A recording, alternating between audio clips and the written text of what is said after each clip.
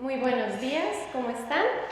Les agradezco muchísimo por estar abriendo las puertas hoy desde Santander a quienes vamos a participar en esta jornada de humanización por el parto y la crianza. Quisiera también resaltar la importancia del performance con el que comenzamos. Realmente creo que fue contundente, es un mensaje que no necesito palabras para hacernos sentir las violencias que experimentamos las mujeres y que además comienza también a mostrarnos que necesitamos despertar de la legitimidad en la que se encuentran, del silencio en el que están. Como decía Liliana, estas agujas las necesitamos para elaborar y elaborar la sanación que requerimos de una humanidad, de una sociedad, de nuestros cuerpos como mujeres. Es así que el performance nos lleva a situarnos en el centro en el cual se acentúan la violencia sobre las mujeres y es nuestros cuerpos. Nuestros cuerpos llevan sobre sí las cargas, las heridas, las cicatrices que ha dejado la violencia. Es así que quisiera resaltar que sobre nuestros cuerpos podemos realizar 3 trabajos importantes. Uno es que el cuerpo nos lleva al lugar de apertura del ser. Es del cuerpo donde encontramos nuestro centro de existencia. Aquí hoy ustedes están con sus mentes pensando en lo que vamos a decir, pensando en lo que quieren proponer, escuchando, pero sobre todo están con sus cuerpos, sentados sobre cada una de estas sillas, experimentando. Es así que, como lo dice Margarita Pisano, feminista, nuestros cuerpos son nuestros ecosistemas informantes. Son ellos en donde encontramos las experiencias corporales de mujeres que son como la tierra firme para pensar y sentir. Y en tercer lugar, también en nuestros cuerpos damos cabida como seres humanos, como mujeres o hombres, a tejer esas experiencias, a elaborarlas y a sanar las violencias. Es por eso que les invito en primer lugar a que sintamos nuestros cuerpos. Quisiera que, si es posible, ustedes quiten lo que les moleste de sus cuerpos. Si están cargados o cargadas con sus maletas, que se las quiten, que tomen conciencia de aquello que les molesta. Si hay una respiración que sea rápida y ansiosa, que respiremos, ¿sí? Y que nos ubiquemos en donde estamos. Es importantísima la conciencia del aquí y el ahora, ¿sí? Para ubicarnos. Hemos venido a esta jornada y es fundamental que sintamos aquí y ahora dónde estamos. Es por eso que, aunque mi tiempo es reducido al que se había dicho en un momento, quisiera que hagamos un ejercicio pequeñito y es, si pueden, coloquémonos de pie. Los voy a poner a moverse porque van a estar todo el día sentados, así que no se vayan a oxidar. Bueno, muy bien. Vamos a hacer una respiración profunda. Muy bien, si pueden ustedes que sea una respiración desde nuestra barriguita, que sea una respiración completa. Muy bien, levantamos nuestros brazos y nos vamos a estirar. Nos vamos a conectar con la vida, con este hermoso día. Muy bien, nos conectamos con nuestro cuerpo, con nuestro sentir. Y igualmente vamos a tratar de, además de conectarnos con nuestro cuerpo, centro de experiencias, también de interconectarnos aquí con quienes estamos. Así que de manera muy rápida, elijan a alguien ahí al lado, en diagonal, como quieran, y le dicen su nombre. Ojalá que no lo conozcan o no la conozcan. ¿Listo? Muy bien. Algunos ya han tomado la ventaja y esos cuerpos ya abrazan y dan la mano. Vamos bien. En segundo lugar, vamos a ubicar a otra persona y le vamos a decir el lugar en donde nacimos y el lugar donde vivimos ahora. Otra persona. Y ojalá nuestros cuerpos también le hablen.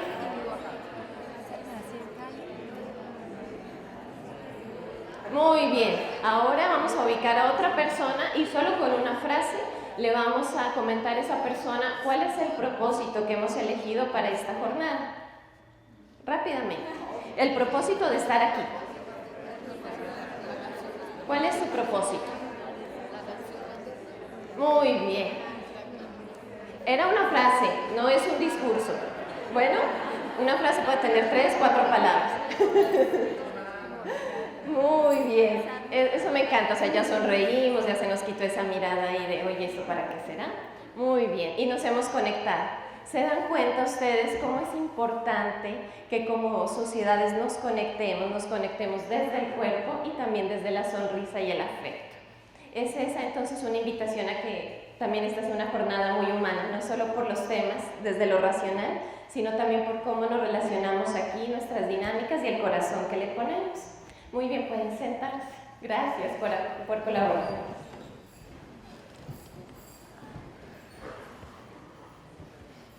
Muy bien.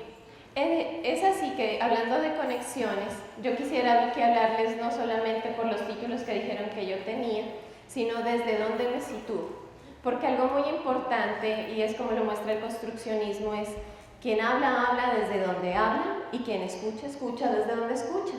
Por eso cuando ustedes se presentaron dijimos nombre, nuestro origen, nuestros propósitos, porque mientras yo hablo, ustedes lo van a estar conectando con sus propios discursos y tomarán lo que les sirva, lo que resuene, lo que concuerde. Así que yo les voy a decir desde dónde hablo, porque lo que yo voy a decir no son verdades absolutas, son construcciones que he hecho desde mi subjetividad y desde las relaciones intersubjetivas que he mantenido. Es así que si ustedes me ven en el centro, estoy yo con mi cuerpo, centro de experiencia y de conexión. Es un cuerpo que en algún momento de mi vida dije, es un cuerpo en el cual me duelen todas las mujeres, porque siento que desde que tengo conciencia me duelen las múltiples experiencias que mujeres de mi familia, mujeres alrededor, mis vecinas, compañeras, amigas o aquellas de las que tengo información, como la artista nos comentó, porque tenemos informes, son mujeres que creo que todas podemos decir que hemos sufrido violencias. Quien diga que no ha sufrido alguna violencia es porque tal vez no la ha hecho consciente, así sea una palabra maldicha, una mirada de discriminación, pero en nuestros cuerpos de mujeres se encarnan esas violencias. Es así entonces que he buscado diferentes rutas para mi elaboración, para el cumplimiento de mi propósito vital. Me puedo situar desde una, por ejemplo, y es el camino del feminismo. Sí, aunque les asuste, soy feminista. Esa palabra que algunos han como llenado de un estigma, eso soy yo, y no hay un solo feminismo, tal vez han conocido ustedes alguno, hay muchos feminismos. ¿Sí? Yo soy una persona que ha elaborado esos feminismos desde lo que he considerado resuena conmigo. Desde el feminismo puedo decir y puedo estar muy consciente de que mi cuerpo ha sido un campo de batalla que distintos amos han tratado de tomar. Y han tratado de tomar, por ejemplo, desde la deshumanización del parto, de la gestación, de la crianza. Por otra parte, el darme cuenta de que esos cuerpos han sido lastimados por las violencias me llevó a pensar también en qué caminos había. Es así como también transité el camino de los derechos humanos y he trabajado con organizaciones que los trabajan y ahora particularmente trabajo con la Dirección de Derechos Humanos y Apoyo a la Justicia en la Secretaría de Gobierno en Bogotá. Así que es un área de mi vida que también me encanta y me apasiona y que he conectado. Y a partir de eso, y siendo psicóloga, pensé, bueno, ¿y eso cómo lo conecto con la psicología? Entonces busqué cómo desde mi formación psicológica podría llegar a articularlo y fue así como ustedes ven allá estas mujeres tejiendo y elaborando, conectándose con sus úteros. Ese es un dibujo mío, perdonen, no soy pintora. Desde ahí pensé cómo podemos tejer y comenzamos a tejer, si ustedes ven fotografías allá arriba o acá abajo, comenzamos a tejer con encuentros de mujeres desde la investigación, desde la terapia, mujeres que quieran sanar, elaborar las violencias que se han radicado sobre sus cuerpos. Y es así como esta mujer lo presentaba en el performance, comenzamos a ver cómo elaborar, particularmente investigado también el tema del performance, para ver cómo las artes en acción nos ayudan a sanar. Y también desde la sanación alternativa. Es desde ahí desde donde les hablo, por eso tal vez algunas cosas les resuenen, otras no. Y sobre todo, como decían cuando me presentaron, mi gran escuela ha sido mi hijo Miguel Ángel. Miguel Ángel, si ustedes lo ven arriba, ya está de ese tamaño. Pero él desde hace un año y medio y más, desde que lo deseé en mi conciencia, desde que lo concebimos y lo he gestado, ha sido un maestro sorprendente de vida. Entonces Miguel Ángel ha sido ese angelito que ha venido a acompañarme y a enseñarme muchas cosas. Si ustedes se dan cuenta en la foto del centro, esa soy yo cuando acabé de parir. Tuve un hermoso y bellísimo parto en casa. Podría hablarles mucho sobre mi parto en casa, pero se acabaría el tiempo de la conferencia. pero lo que sí puedo decirles es que fue la experiencia más humanizadora, trascendente y bella que he tenido en mi vida. Eso me cambió la vida, ¿sí? Ha sido la experiencia más hermosa y por eso trabajo por este tema de la humanización, porque creo que todas las mujeres tenemos derecho a tener un parto humanizado, ¿sí? No es un beneficio para algunas, no debería ser un privilegio para quienes puedan pagarlo, debería ser un derecho de todas las mujeres y de todas las familias. Y como se dan cuenta, entonces también mi esposo me ha acompañado, él es Pablo, el papá de Miguel Ángel, con quien hemos tomado estas decisiones de gestación y de crianza. Y en una de ellas también ha sido la lactancia. Él es todavía un niño que él sigue lactando y esperamos que siga lactando hasta cuando él quiera. Desde ahí entonces quisiera también involucrar en esta conversación que sostenemos a las participantes o a los participantes de lo que vivimos como humanidad. ¿Qué ven en esas fotografías?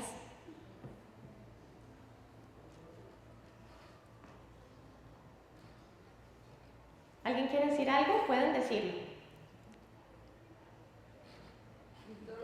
Dolor, ¿cierto? ¿Qué más? Tristezas. Agonías.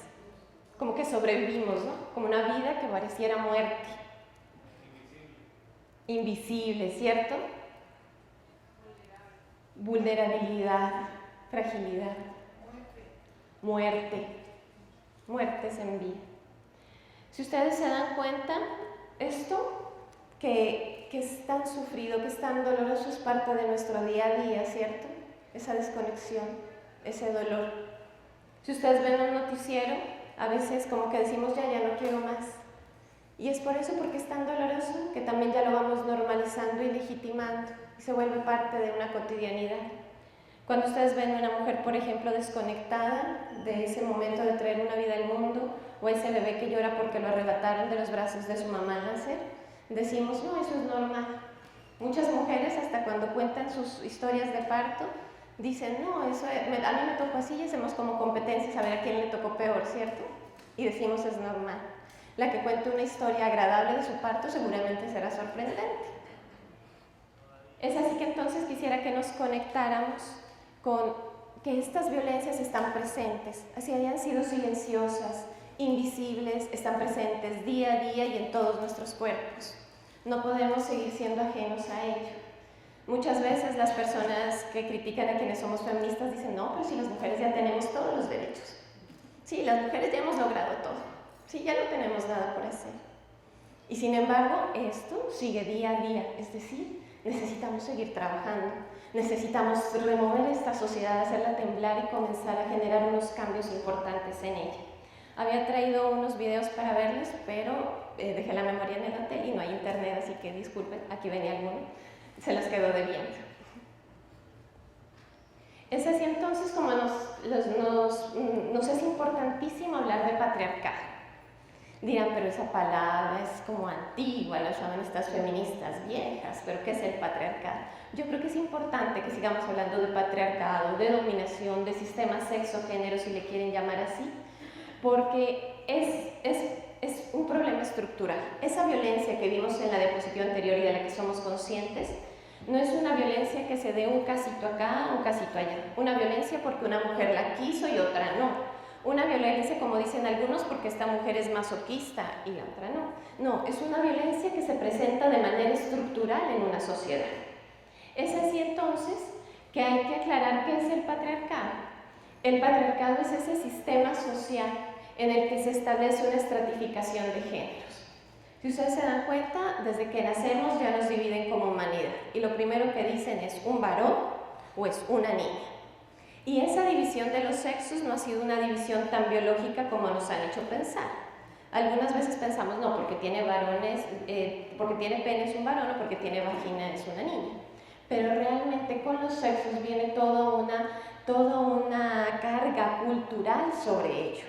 Desde el momento en que lo gestamos y ya nos dicen en la ecografía si es un niño o una niña, ya ponemos sobre esa personita todas unas cargas, unas expectativas, unos deseos de lo que culturalmente se ha trabajado como sexo.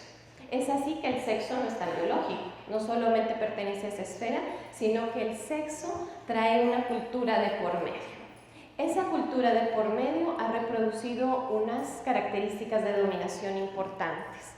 Entonces, desde que decimos que ese niño nace y es varón, ya se le da un poder sobre la mitad de la humanidad de quienes no somos varones.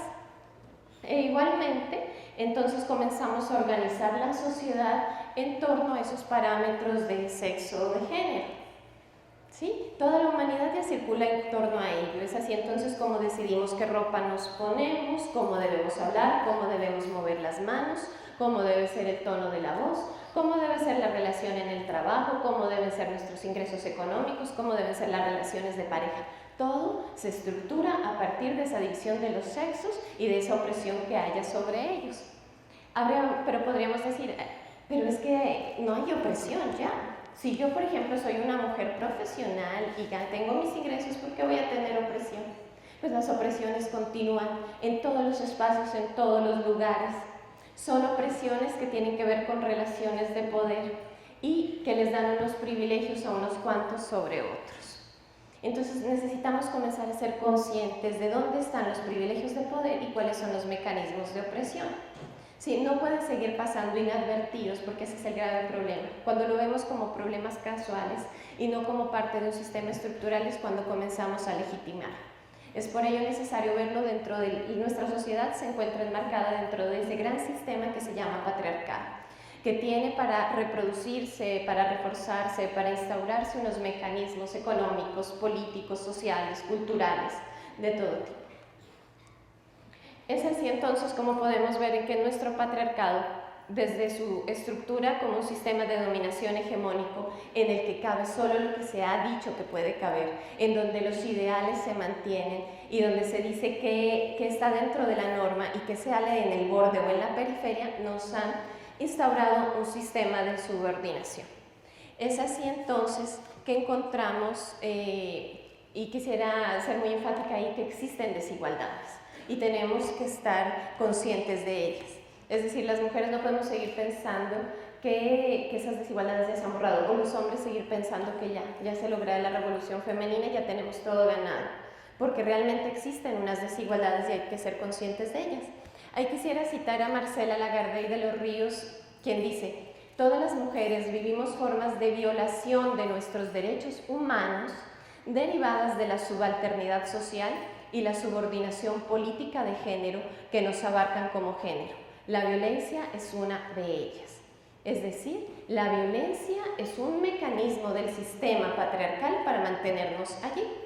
En general, todas las mujeres sentimos mucho miedo, porque salimos a la calle y decimos: ¿será que me pueden violar, robar, insultar, mandar la mano? O sea, ese sistema de miedo, de amenaza está presente. Y está presente ahí como un mecanismo del sistema patriarcal. Es por eso que quisiera que vean la diapositiva y pensemos en las violencias que podemos vivir. Existen violencias que son las que más se visibilizan, como las que están arriba, como el feminicidio, por ejemplo. Si una mujer es asesinada, eso es noticia, ¿cierto? Aunque no se haga nada y aunque quede en la impunidad. Esas son las que hacemos más visibles. Después viene, por ejemplo, la agresión física, la violación, el abuso sexual. Pero igualmente tenemos otras violencias que son más sutiles y de las cuales no hemos hecho conciencia. Por ejemplo, que nos ignore. ¿Qué tal cuando estamos en una conversación y, por ejemplo, son los hombres los que dominan la conversación y cuando nosotros queremos aportar algo nos callan, nos interrumpen, hablan más alto? Eso es violencia también. ¿Qué tal, por ejemplo, cuando nos humillan o nos desprecian? Muchas veces en las relaciones de pareja lo hemos vivido, ¿cierto? En las relaciones de familia. Ah, pero es que usted es ama de casa, usted no trabaja, ¿sí? Usted no hace nada. ¿Sí? Ay, pero es que tú solamente tuviste al niño, lo pariste, eso no es nada, ¿sí? O sea, como que se humilla, se desvaloriza lo que hacemos. El humor sexista, ¿cierto? Esa cantidad de chistes que hay para desvalorizar lo femenino. Eso es violencia. Y recuerden ustedes, por ejemplo, que en nuestros sistemas de dominación todo aquello que se quiere excluir y discriminar tiene un chiste. Por eso hay chistes para negros, chistes para mujeres, chistes para gays, chistes para pastuzos como yo, ¿sí? Todo eso que queda en la periferia tiene un chiste y una burla. Eso es violencia. Entonces deberíamos comenzar a ser conscientes También hablo, por ejemplo, del lenguaje sexista. No nos incluimos, ¿no? Entonces aquí decimos todos los asistentes. ¿Y qué pasó con las asistentes? ¿Sí? Hablamos siempre de masculino. Hay que comenzar a ser conscientes de que todos esos son actos violentos de exclusión y discriminación. Y es ahí donde quiero mencionarles entonces una teoría que se ha creado, que es la de la interseccionalidad, propuesta por una antropóloga estadounidense, mujer afro, Kimberly Crenshaw, quien fue muy consciente de que las violencias no las sufrimos de las mismas maneras, que la vulnerabilidad para unos o para otras son de manera diferente. Es así que ustedes ven que nuestras vidas se entrecruzan, se interrelacionan diferentes tipos de vulnerabilidades referidas a condiciones.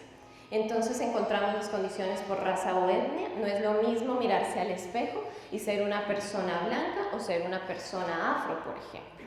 No es lo mismo que tú tengas una discapacidad. Igualmente nos marca el origen, por eso les pedí que se presentaran con su origen. Nos marca la clase, la etapa de nuestro transcurrir vital, es decir, si somos niños y niñas, adultos o adultas o personas ya de la tercera edad. Nuestra orientación sexual, es decir, si somos personas heterosexuales o personas lesbianas, bisexuales, gays o trans. Si somos personas que nos hemos identificado con lo femenino o lo masculino, si tenemos una religión a otra, y sumemos de miles de condiciones. Cada una de nosotros se para desde un lugar distinto en la vida. ¿Sí? Cada una tiene que vivir diferentes condiciones que le han marcado. Es por eso que es muy importante que cuando hagamos abordajes para el embarazo, para la gestación, para la crianza, pensemos que cada familia, cada persona, cada niño o niña vive condiciones muy particulares y seamos conscientes de ello. ¿Sí? Porque a veces hacemos abordajes externos generalizando todo sin darnos cuenta cuáles son esas particularidades. Igualmente, que seamos muy conscientes desde dónde hablamos.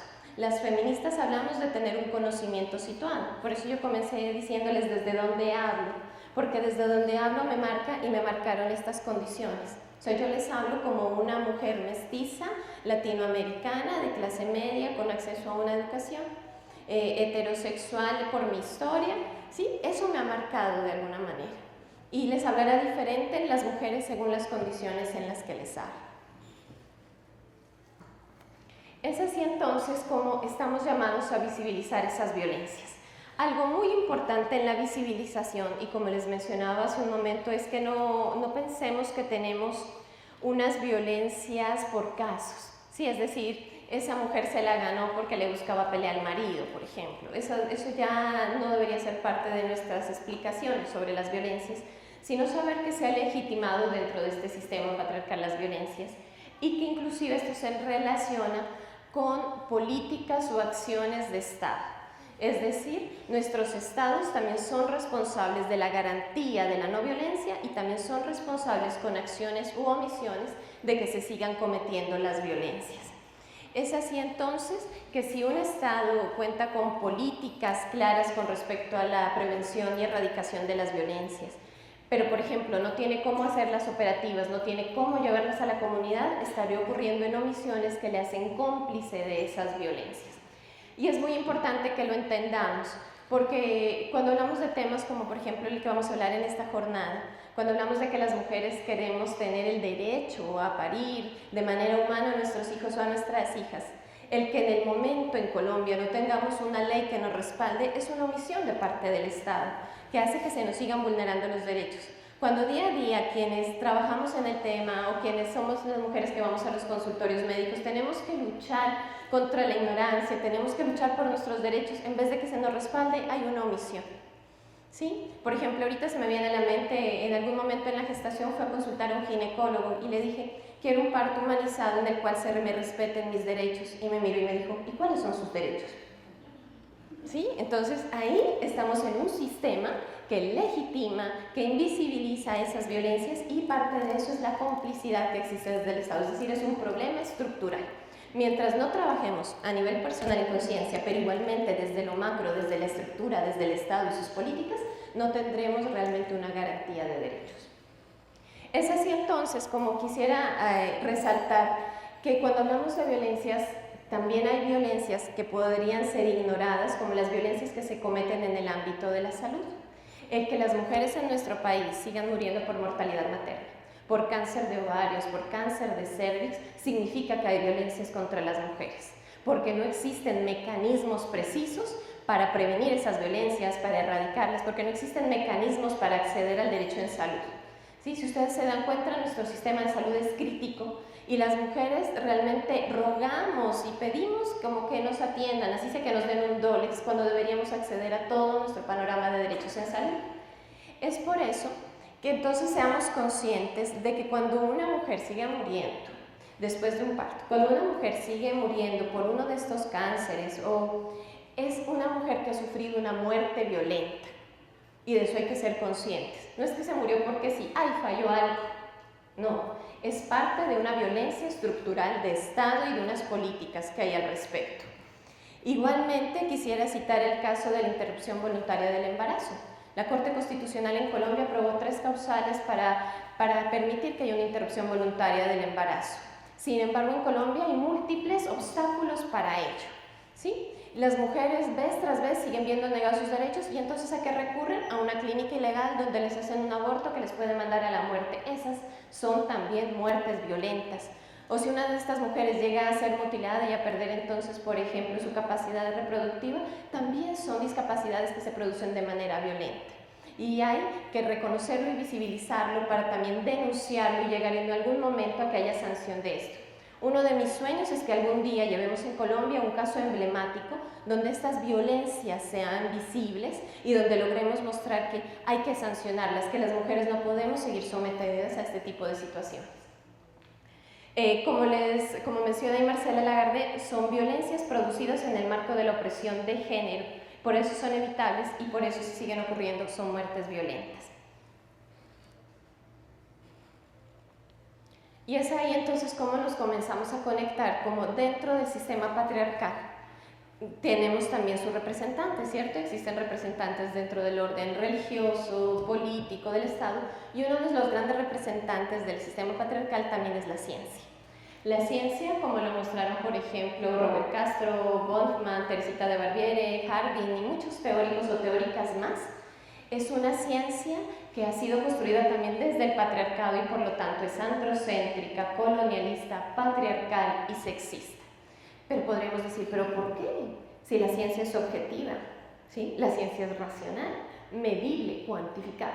Mentira, ¿cierto? Cada quien habla desde donde habla. Es decir, yo hago ciencia, ustedes hacen ciencia desde esa construcción subjetiva que han tenido. Y si aquí todos somos hijos e hijas del patriarcado, pues no hay más remedio que esa ciencia también sea producto del patriarcado. Y es así que se ha construido la ciencia y el conocimiento que se tiene particularmente de los eventos que atañen a la sexualidad y a la reproducción. Quienes trabajan en la medicina, en equipos de salud que atienden esos eventos vitales y sexuales, esa ciencia que se ha construido para ella también deviene del patriarcado. Y es por eso que cuando te llevan a una clínica te acuestan, porque para un hombre, desde afuera o desde el patriarcado, desde lo androcéntrico, está bien que una mujer pare acostada, no hay problema. Pero desde el cuerpo de mujer, ¿qué sentimos? Queremos partir en vertical, ¿cierto? Es así entonces que tenemos que comenzar a cuestionar la ciencia, porque desde ahí también se ama. Y lamentablemente, ocasiona mucho daño porque ha sido legitimada. Recuerdo cuando antes de que mi hijo naciera como parto en casa, tuve que ir antes a la sala de partos de una clínica. Y yo quería ver si podía parir en casa o no porque mi hijo estaba demorado. Y vino una mujer, es una mujer, ¿sí? Ginecóloga ella y me dijo, mire señora, aquí yo soy la profesional, yo soy la que conozco y no voy a hacerle caso a las intuiciones de una madre, ¿sí? Entonces desde ahí yo decía, pero ¿cómo? O sea, si yo soy una mujer que de alguna manera conozco mis derechos y me dicen eso, imagínense lo que le dirán a las demás mujeres. Y como desde la ciencia legitiman sus argumentos para todas las violaciones y controles sobre nuestros cuerpos. Es así entonces que, retomando a Mancio, podemos decir que las representaciones de género están ancladas a las formas organizacionales y en la cultura científica dominante.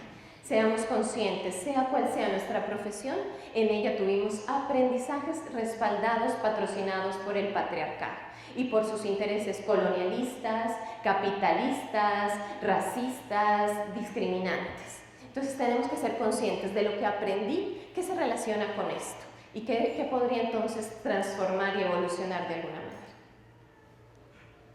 Es así que entonces podría decir yo que hay una alianza perversa entre el patriarcado y la ciencia, y más cuando queremos visibilizar qué es la violencia ginecobstétrica. Cuando yo le hablo a la gente de violencia ginecobstétrica me hablo, uy, ¿y eso existe? ¿En serio? Y todas las mujeres, por ejemplo, que hayan parido a sus hijos en violencia ginecobstétrica, o las mujeres que hayan ido a una citología y le hayan dicho, abra las piernas y ya, y le sacan, esas mujeres dicen, ¿ay, existe violencia ginecobstétrica? Sí, sí existe y tenemos que ser conscientes de ella y visibilizarla y hablarla. Esta definición que traje de violencia ginecobstétrica la compartió conmigo una compañera de maestría que ha trabajado el tema. Ella tiene su tesis sobre violencia ginecobstétrica en el Distrito Capital en hospitales públicos y la retomó de la ley que existe sobre el derecho de las mujeres a una vida libre de violencias en Venezuela. Y dice así: la violencia ginecobstétrica es la apropiación del cuerpo y los procesos reproductivos y sexuales de las mujeres por el personal y el sistema de salud, que se expresa en un trato deshumanizador, en obstáculos institucionales para el acceso oportuno, suficiente y de calidad a la atención en salud, en un abuso de medicalización y patologización de procesos biopsicosociales que viven las mujeres, trayendo consigo la pérdida de autonomía y capacidad de decidir libremente sobre sus cuerpos y sexualidad, impactando negativamente en la calidad de vida de las mujeres. Eso parecería complicado, pero si ustedes se dan cuenta es el pan de cada día, ¿cierto? Es lo que vivimos las mujeres diariamente desde el tratamiento que se nos da desde las ciencias de la salud. Se apropian de nuestros cuerpos y creen aquellos que ostentan el saber que sobre nuestros cuerpos tienen más derechos que nosotras mismas. Es así que se imponen y el personal de salud nos da un trato deshumanizador. Es así como son múltiples las historias de mujeres pariendo a las que les dicen, cállese, no grite, ¿sí? O que las llevan casi desnudas a las salas o las dejan en un pasillo pariendo. ¿Por qué? Porque no hay humanidad con estos eventos tan importantes de nuestras vidas.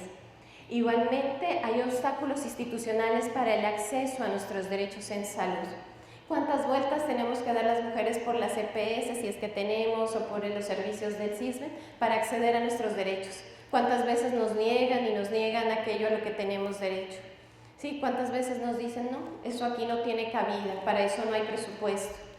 Quiero comentarles, por ejemplo, este tema también lo trabajo porque víctima de violencia ginecobstétrica fue mi madre, quien murió de cáncer de ovarios, en un cáncer que fue terrible para ella y que dejó huérfanos a mí y a mis hermanos, que todavía uno de ellos era menor de edad. Y en la EPS a la que fuimos para el diagnóstico, quien le intervino primero le dijo, no, eso es un problema psiquiátrico, señora, usted está muy ansiosa, usted no tiene nada. Ni siquiera le quiso mandar los exámenes, tuvimos que poner una tutela para un TAC. Y nos dijo la EPS, no, es que aquí no le vamos a dar lo que usted pide, esto es un negocio y tenemos que lucrarnos de algo, así de manera descarada. Entonces miren ustedes cómo las mujeres sufrimos un obstáculo en los servicios de salud. Igualmente, se patologizan y se abusa de la medicalización. Las mujeres, por ejemplo, siempre nos ven como cuerpos enfermos, ¿sí? Desde que menstruamos. Si menstruamos, eso ya es algo que da asco, algo que se debe ocultar, algo de lo que ni hablamos, y cuando hablamos de la menstruación o de la lunita, como le quieran decir, decimos, me llegó el periodo, calladito. ¿Tienes alguna galleta? Le decía una amiga, una toalla higiénica, ¿sí? Es algo así como que invisibilizamos, se patologiza. Cuando estamos embarazadas somos cuerpos patologizantes por donde vamos, ¿cierto? Con las barrigotas que podrían ser muy peligrosas. ¿Sí? Y además de eso, al personal de salud le causamos mucho miedo. Uy, van a venir a parir acá, Dios mío, si se nos muere, si se enferma. Sí, entonces como que somos esos cuerpos ahí extraños. Y por lo tanto perdemos la autonomía y la capacidad de decidir nosotras mismas. ¿Sí? Es así, entonces evidente. Es así que, por favor, les recomiendo, cuando puedan, hablen de violencia ginecobstétrica, digámoslo donde podamos, para que sea visible, para que las mujeres comencemos a decir, ay, sí, a mí me violentaron, tengo que comenzar a decir, no, no me violenten, yo tengo derecho a decidir sobre mi cuerpo, sobre mi sexualidad. Para que más mujeres le digamos, no sabe cuáles son mis derechos, doctor, se los cuento. ¿Sí? Las mujeres tenemos que comenzar a tomar conciencia y hablar de esto, e igualmente a tomar decisiones. Es así entonces como las mujeres necesitamos salir de ese control sobre los cuerpos. Y para ello es importante, retomando a Casilda Rodríguez, que seamos conscientes que existe una manipulación falaz de la obstetricia, de la sexualidad femenina, de la pediatría, tomando el nombre de la ciencia en vano y sus hallazgos con fines criminales. Consagran la mayor perversión quizás de la maternidad de todos los tiempos. Hay que ser conscientes de esto. Es así que la violencia gineco-obstétrica es uno más de los mecanismos del sistema patriarcal para subordinarnos como mujeres, para mantenernos en condiciones desiguales, para generar sometimiento sobre nuestros cuerpos y para así finalmente desconectarnos a las mujeres de nuestros saberes, de nuestras intuiciones, del sentir, de la emoción, de todo aquello que nos hace sabias. ¿Sí? Necesitamos comenzar entonces a ser conscientes de lo que se ocasiona con ello. Por ello, es importante entonces saber cómo podemos saber de eso, porque recuerden, en el sistema patriarcal lo que no sale de la norma se excluye, se discrimina. Por eso seamos conscientes cuando algo se ha discriminado, excluido. E igualmente, junto con la violencia gineco-obstétrica, quisiera retomar un concepto de Casilda Rodríguez, que es el matricidio. Ese también me parece que es un concepto importante de retomar y de tener en nuestra memoria, y es: el matricidio se somatizó y se somatiza en el cuerpo de cada mujer. Con el matricidio se nos ha tachado siempre de prohibidas, de malditas, de cuerpos que se tratan de controlar al destruir nuestros cuerpos maternos y nuestra sustancia emocional. Con el matricidio tratan de desaparecer nuestra sexualidad, desaparecer nuestro placer, de desaparecernos como madres, nuestro instinto, nuestra intuición. Eso es bien importante entenderlo, y como dice Casilda Rodríguez, con este matricidio aparece la pseudomadre patriarcal, que tiene el cuerpo domesticado como las vacas reproductoras para servir a las realizaciones del poder. Con el matricidio nos dicen, entonces, no lacte, señora, está la leche de fórmula de nombre tal. ¿Sí? Usted ya no tiene que lactar. Con el matricidio nos dice, pero ¿por qué va a sufrir dolores de parto? Acá está la anestesia, tranquila, o más bien hágase la cesárea de una vez, no tenga complicaciones, ¿sí?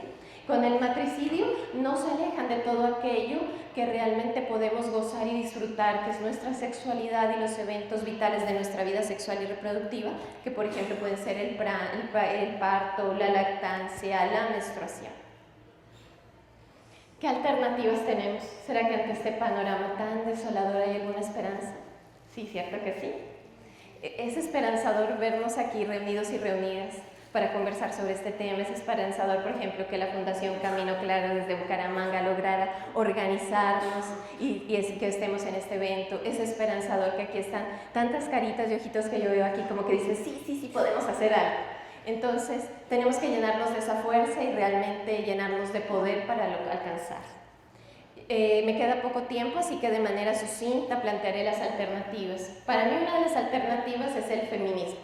¿Sí? O sea, ¿por qué? Porque me he hecho consciente que no son eventos aislados, porque desde el feminismo he cuestionado las violencias, porque desde el feminismo entiendo el carácter estructural de ellas, porque desde el feminismo también me doy cuenta que he estado llena de discriminaciones, de exclusiones, que he crecido con ellas, que he sido también un producto del sistema patriarcal. Desde el feminismo soy consciente cómo me relaciona en el sistema patriarcal. Para mí, entonces es importante.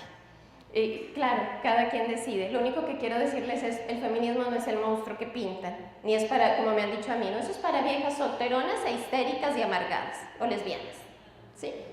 No. O sea, el feminismo es para aquellas mujeres u hombres que queramos trabajar por nuestros derechos, ser conscientes de la discriminación, de la opresión y de la exclusión, y trabajar de verdad de una manera consciente sobre ello para buscar la sociedad que queremos.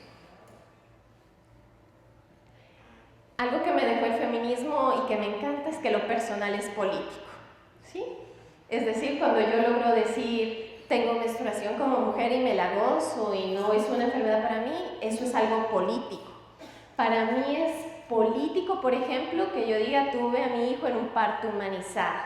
Yo todavía lacto a mi hijo, y así los médicos o las médicas me miren mal y me digan, ay, la leche suya ya no le sirve para nada. Está bien, eso para mí es un acto político. Para mí es un acto político en el jardín de mi hijo decir que mi hijo lo crió con una crianza con apego y que yo hago colecho con él y dormimos arrunchaditos deliciosos. Eso es un acto político, podría verse como un acto privado, pero no. Yo creo que son esos actos que hemos considerado privados de nuestro día a día los que son actos políticos y que nos pueden llevar a transformar la sociedad. Es por eso que les hago un llamado a que la acción política es vital. Aquí todos y todas somos seres políticos. ¿Por qué políticos? Porque lo político es la cosa pública, lo que es de todos y todas, lo que nos compromete con la vida y con la humanidad. Es así que también, retomando a Casilda Rodríguez, decimos que cuando hay matricidio, que cuando hay violencia ginecobstétrica, cuando hay una dominación de las mujeres, realmente los seres humanos nos estamos condenando a la extinción, a la dominación. Sí, realmente es algo que pone en peligro nuestra supervivencia como humanidad. Por lo tanto, hay que tomar cartas políticas en el asunto, cartas comprometidas, éticas, hay que ponerle seriedad a este asunto.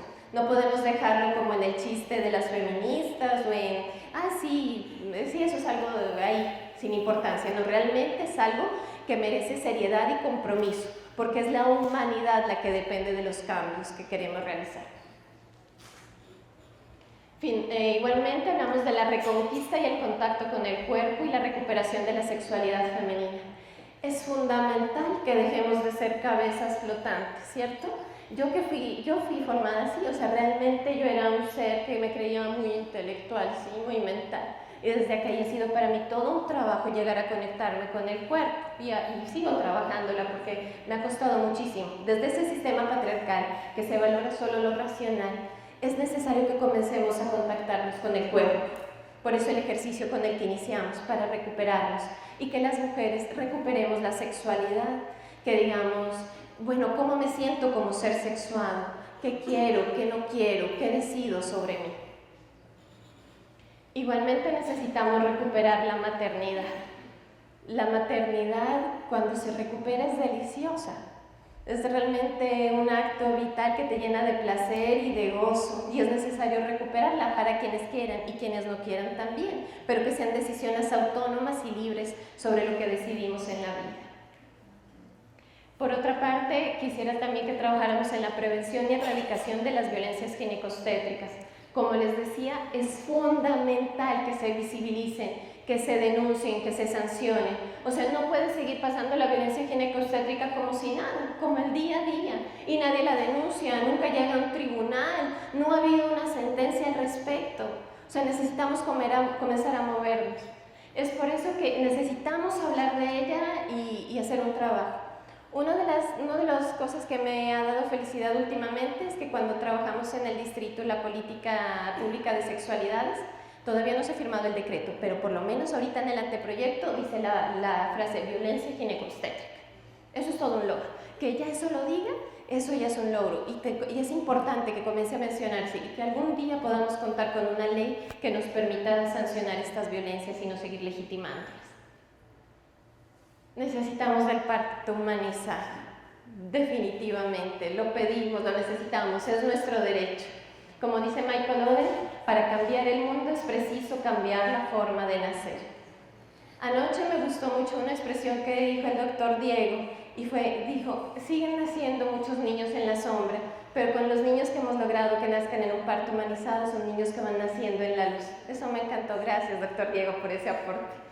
Es hermoso, o sea, cómo queremos que más niños tengan esa oportunidad de nacer en amor y que más mujeres tengamos la posibilidad de parir en dicha, en felicidad, en partos orgásmicos. Nos lo merecemos ya. Salgamos de tanto dolor y sufrimiento para comenzar realmente a gozarnos lo que somos. Igualmente, creo que es fundamental la sanación de las violencias que experimentamos las mujeres y las niñas. Como el performance lo hacía, es necesario que cojamos nuestra aguja y la sanemos, que cada uno y uno de nosotros seamos conscientes de qué violencias hemos experimentado de género, qué violencias hemos experimentado por ser mujeres o por ser niñas y las elaboremos. Sí, me han humillado, me han explotado, he sido víctima de X y X violencia. Bueno, ¿cómo la voy a sanar? ¿Cómo la voy a elaborar? Igualmente, algo que me parece a mí fundamental es que podamos generar solidaridad entre mujeres y acciones colectivas de humanidad. Es por eso que retomé un verso de Alejandra Pizarnik cuando dice: soy mujer y un entrañable calor me abriga cuando el mundo me golpea. Es el calor de las otras mujeres de aquellas que hicieron de la vida este rincón sensible, luchador, de piel suave y tierno corazón guerrero. A mí me encanta cuando nos reunimos entre mujeres. Eso realmente te alienta y te da vida y te da fortaleza. Es importantísimo que las mujeres dejemos de excluirnos entre nosotras mismas, que dejemos de decir cosas como, ay, a mí no me gustan las mujeres de jefe, por ejemplo. Ay, a mí no me gusta cómo las mujeres detentan el poder, ¿sí? Ay, es que las mujeres somos tan chismosas. Ay, no, es que se están envidiosas. No, comencemos a vernos hermosas, con nuestros cuerpos delgados o gordos, altas o flacas, hablemos como hablemos, relacionámonos y veámonos hermosas y veamos lo que cada una mujer es y comencemos a apoyarnos, a solidarizarnos, a formar redes, porque es la única manera. Algo que a veces me entristece es que en esta lucha que tenemos a veces formamos grupos y cada uno quiere como su poder y su logro, pero hay que comenzar a formar comunidad, a generar, somos pocos o pocas las que trabajamos el tema en Colombia, tenemos que comenzar a formar comunidad y redes y a fortalecernos. Igualmente, es importante el llamado a una relación más armónica entre hombres y mujeres. Es fundamental, necesitamos reconciliarlos, perdonarnos, sanar esas violencias y comenzar a gestar, a formar otra humanidad. Y finalmente quisiera hablar de que es fundamental también tener armonía con la relación que establecemos con la Pachamama y con los seres que la habitan. Sí, un producto del patriarcado es creernos que somos una especie dominante y que tenemos derecho a abusar de las demás especies y de la madre tierra. Es necesario relacionarnos otra vez con humildad y sabernos hijos e hijas de la tierra y comenzar a relacionarnos así, no solamente entre seres humanos, sino también con otras especies, ¿sí? Con la madre tierra y comenzar a cuestionar nuestros hábitos y sistemas de consumo, de acumulación. Eso es parte también del sistema dominante, patriarcal y colonialista. Finalmente quisiera cerrar diciendo esto: si has construido castillos en el aire, tu trabajo no se ha perdido, es donde deben estar. Ahora pon los cimientos debajo de ellas. Muchas gracias.